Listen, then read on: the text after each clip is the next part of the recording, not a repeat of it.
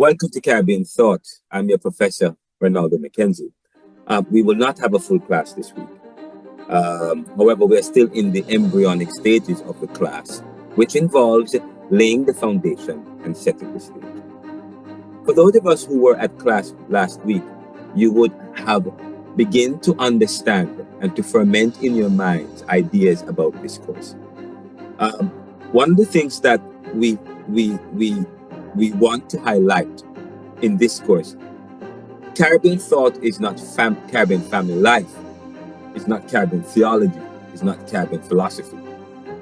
However, it is a course that involves the exploration of Caribbean history, Caribbean theology, Caribbean philosophy, and life, critically using Afrocentric and subaltern paradigms.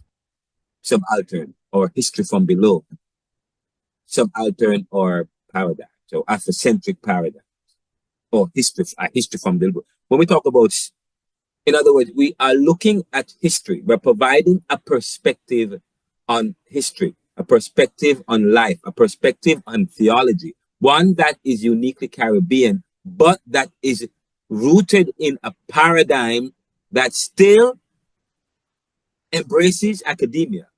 It has to be epistemological, but epistemology, what is Caribbean epistemology? How do we arrive at truth? But Caribbean is part of the Western world. The Caribbean, we say, is an invention, or it's supposed to be an invention, stemming from Christopher Columbus. So we say the Caribbean is an invention. What will it be in the 21st century?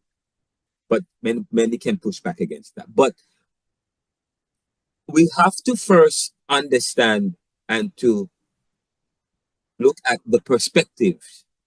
What perspective? What is our approach to Caribbean?